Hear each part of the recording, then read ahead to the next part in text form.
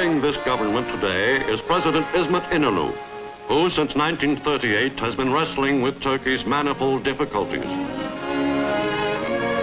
İnönü is the strong man of his country, though he is assisted by his prime minister and a cabinet.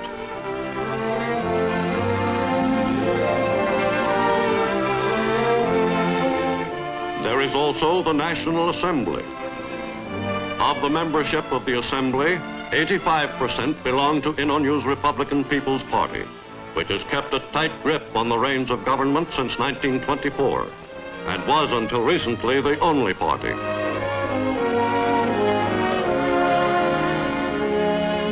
Seat of government and show window of Turkey is its capital city, Ankara, whose broad avenues and modern buildings rise out of an Anatolian plateau where a quarter of a century ago there stood only a primitive provincial town. Builder of Ankara and father of modern Turkey was Kemal Atatürk, hero of the revolution which followed World War I. In 1922, rousing the Turkish people to patriotic fury, Atatürk drove out the Greek armies which had occupied part of Turkey with the support of the Allies. Achieving Turkish independence, Kemal Atatürk set out to change a backward Oriental despotism into a modern republic. Beginning with his cabinet, he forced his people to adopt the Latin alphabet in place of the complicated Arabic script, and ordered the country modernized and westernized from top to bottom.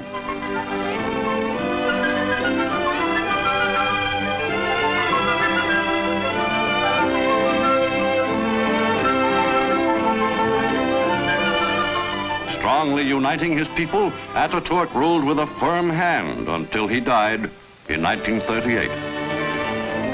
Today, to replace the crypt in which he lies, the government is building a new mausoleum to do him honor. On the leveled off top of one of the highest hills around Ankara, the foundations are being laid for a memorial which will take years to complete and will cost about $5 million. But despite the splendor of the monument to the founder of modern Turkey, the people living on the hills behind Ankara, the common folk who revere his memory, are little better off for all that he attempted to do.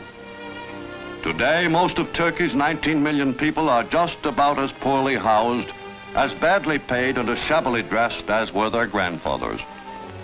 Out of the nation's heavily burdensome taxes, so much goes to support the army that little is left over to provide decent housing or adequate education.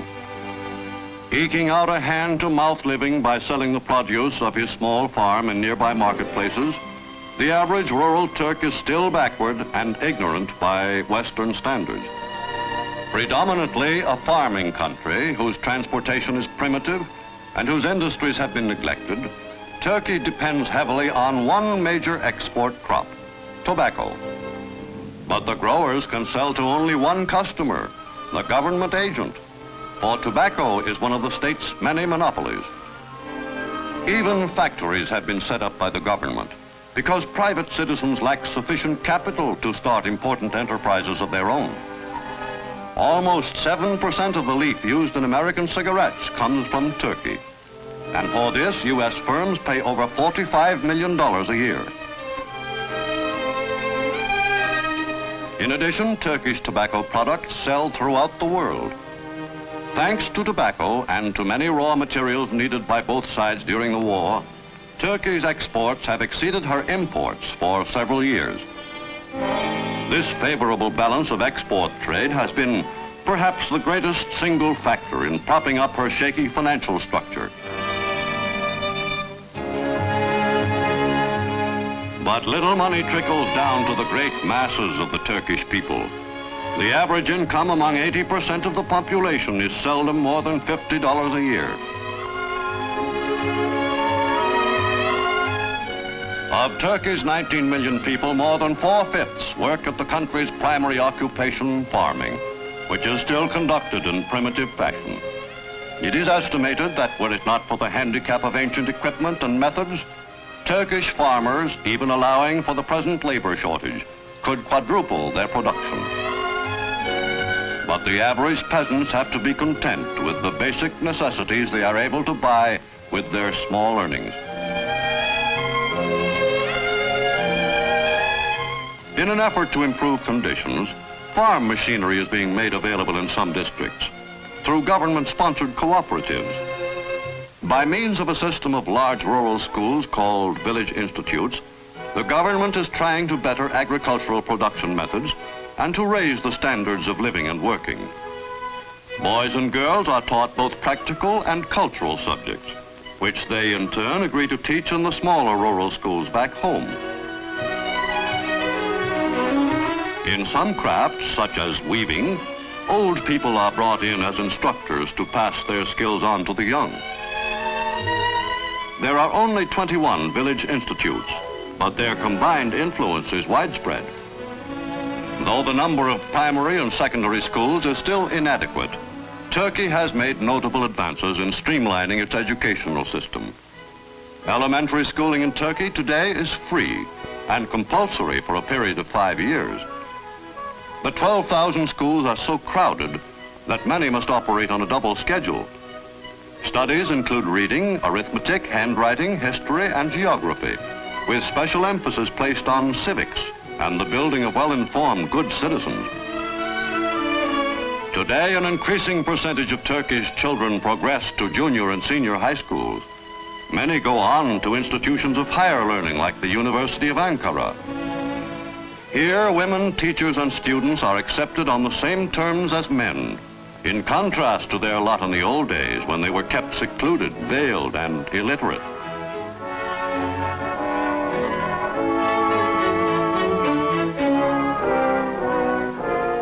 Promising that, as the people were sufficiently educated, they would be entrusted with a greater measure of democracy, the government has granted the right of assembly to an opposition party. Though the minority leaders are kept cautiously within bounds, the government is already finding the members of the New Democrat Party, some of them former colleagues of Ataturk, embarrassingly insistent on airing their grievances and demanding more and more political rights. Turkey's newspapers, always controlled by the government, have begun to speak out with unaccustomed forthrightness. Even friendly editors have gone so far as to criticize the government openly, and some papers have dared to allege government interference in recent elections. But in foreign affairs, Turkish newspapers fully support the government's policies. They report with approval its efforts to cultivate neighboring potentates, whose friendly offices might be useful in case of trouble. Putting on a round of entertainment for Middle Eastern rulers, like the King of Transjordan, Emir Abdullah ibn Hussein, Turkish officialdom and society go all out for lavish Oriental hospitality, including the fullest freedom of the banqueting board.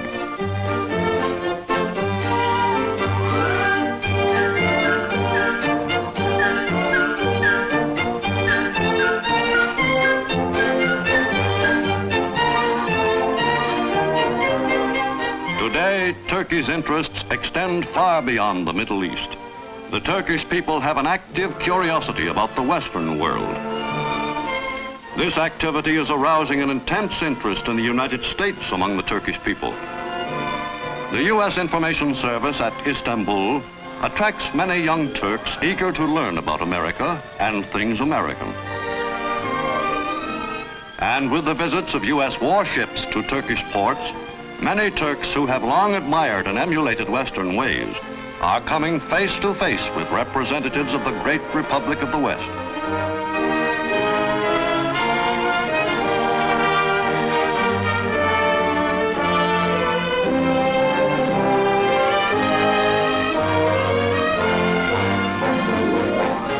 Today, in a new meeting of peoples and ideas, Turkey is finding not only aid from the United States and the prospect of continued independence, but also a new breath of freedom and a new will to bring into being the democracy her people have so long been promised.